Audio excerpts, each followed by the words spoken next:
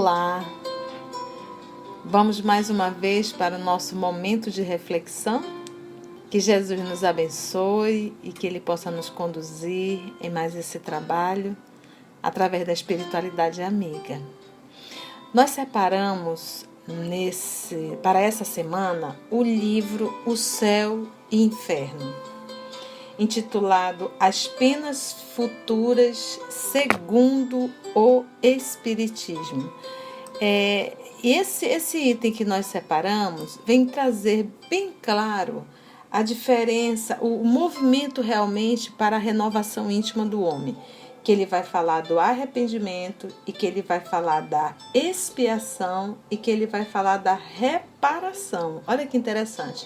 E Allan Kardec ele vai trazendo ponto a ponto cada movimento sobre o arrependimento, a expiação e a reparação.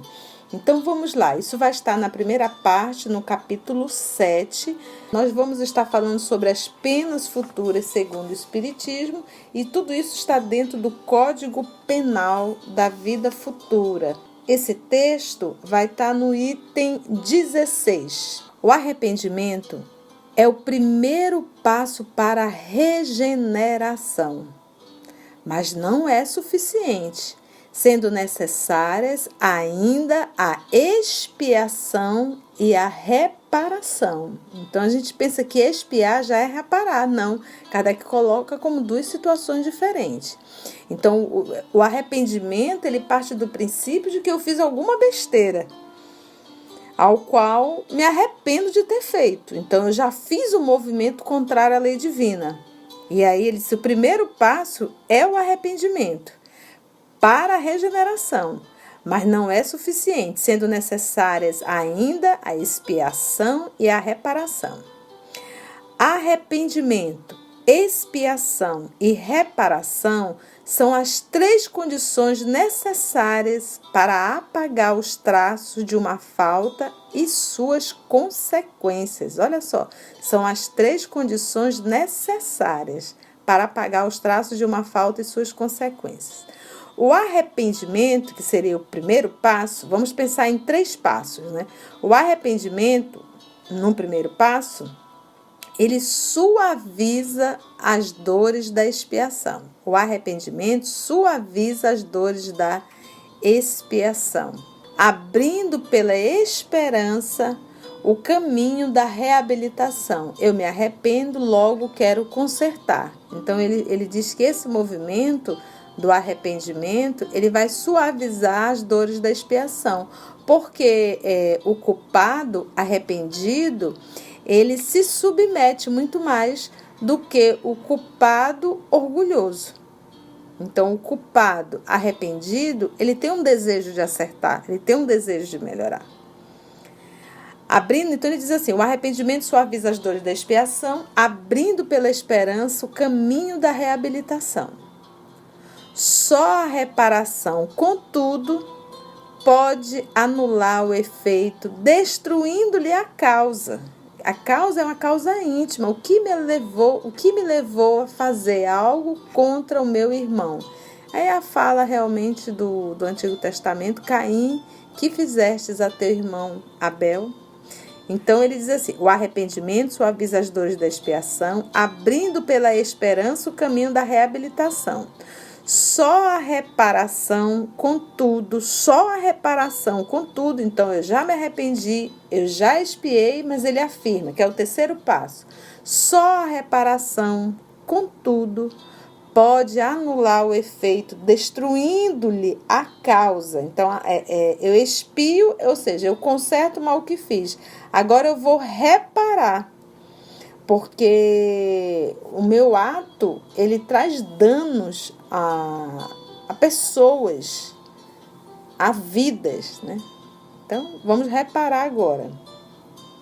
Só a reparação, contudo, pode anular o efeito, destruindo-lhe a causa, que é a causa íntima, é a falta de amor no coração do homem. Do contrário, o perdão seria uma graça e não uma anulação das faltas cometidas. E aí ele vem no 17º, Kardec coloca assim, o arrependimento pode dar-se por toda parte e em qualquer tempo. Se for tardio, o culpado sofrerá por muito mais tempo. A expiação consiste nos sofrimentos físicos e morais, que são a consequência da falta cometida, seja na vida atual, seja na vida espiritual após a morte, ou ainda em nova existência corpórea, até que os últimos vestígios da falta tenham desaparecido. Você pode estar de repente perguntando, Conceição, para eu entrar no segundo passo, a expiação, é necessário sempre o arrependimento? Não, ainda há pouco nós falamos. Um processo de expiação em que não houve o arrependimento, a criatura vem, expia, mas revoltada, por conta do próprio orgulho, não admite. Já a expiação proveniente de um processo de culpa, de arrependimento, aí a pessoa se curva mais, porque ela reconhece o erro cometido por parte dela. Então ele diz assim, até que os últimos vestígios da falta tenham desaparecido no processo da expiação. Às vezes, uma encarnação só não basta para expiar. Aí ele vem agora no terceiro passo. A reparação consiste em fazer o bem a quem se havia feito o mal. Então é tão interessante que no processo da expiação, eu vou reparar o mal que eu fiz. Eu vou reparar o mal que eu fiz. Eu vou sofrer as consequências, na verdade. Eu não vou reparar. Eu vou sofrer as consequências. Ou seja, eu vou sentir na pele o que outrora eu fiz com que o outro sentisse. Então, a expiação, eu vou viver na pele a dor que eu causei em outro. Na reparação, ele diz assim, consiste em fazer o bem a quem se havia feito mal. Então, na expiação, eu vou sentir a dor que eu fiz alguém sentir. No terceiro movimento, que é a reparação, eu vou fazer o bem a quem eu fiz o mal. Olha que interessante. Então, ele diz, a reparação consiste em fazer o bem a quem se havia feito mal. Quem não repara os seus erros nesta vida, por fraqueza ou má vontade, que é o livre-arbítrio. É isso que nós temos que entender. Existe uma programação, mas eu tenho livre-arbítrio. Eu posso realizar ou não, como ele diz, por fraqueza ou má vontade.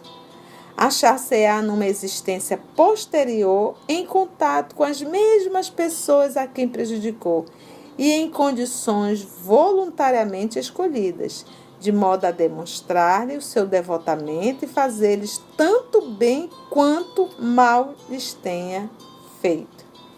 E aí nós vamos parar aí, para que você possa procurar no livro Céu e Inferno, As Penas Futuras, segundo o Espiritismo, primeira parte, capítulo 7, item 16, 17.